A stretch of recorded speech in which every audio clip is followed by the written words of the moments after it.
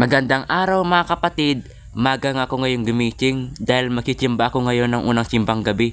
At ito nga ay napaka-espesyal na araw ngayong Pasko. At nagsimula na nga akong mag-intindi.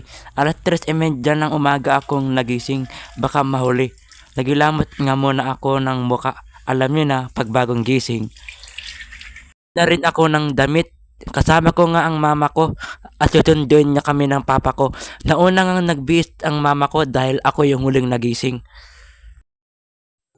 So palakad na nga kami papuntang simbahan. Sasakay nga kami ng tricycle. Bali, malapit nga pala yung simbahan sa amin. So nakarating na nga kami ng simbahan. Ito nga ay sa pamayanan at maraming tao ang nagsimba. Halos mapuno na yung upuan. Buti may bakante pa sa unahan.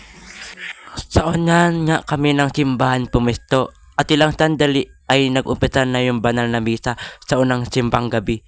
Sapagkat ipinagdiriwang natin yung pagdating ng ating tagapagligtas at ito'y dapat nating paghandaan. Ipinigay ng Panginoon ng kanyang buktong na anak upang tayo mapalaya sa kasalanan.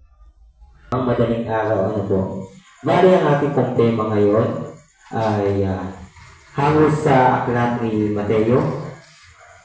Kayong lahat ay magkakapatid. At ang tema natin ngayon ay tayo'y magkakapatid, nagagalak magtipon sa bahay ng Diyos.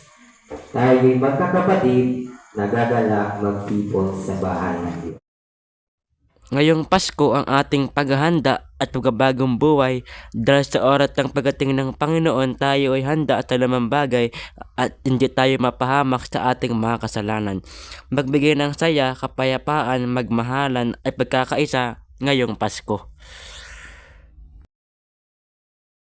So, ikakatapos pa lang nga ng banal na misa at meron munting activity sa mga kabataan upang mapalawak ang kanilang kaalaman. Ito ay sa pamayanan namin at maraming mga kabataan ang nagsimbang gabi. Mahalaga na i-share natin sa iba ang ating pananampalataya at magbigay ng kapayapaan sa bawat isa. So nakauwi na nga kami galing sa simbahan. Medyo maluwanag at umagang umaga na. Papasok na nga ako ng bahay at magbibihis na rin ako ng damit. Nagugutom na nga ako. Sakto, nagluto yung tatay ko ng ulam. Yan talaga ang tatay. Lahat ay gagawin para sa mga anak.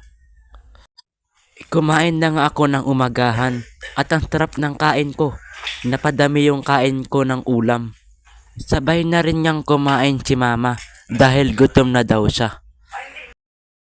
Shout out nga po pala kay Kaiser, Kenji at Ada. Shout out po sa inyo.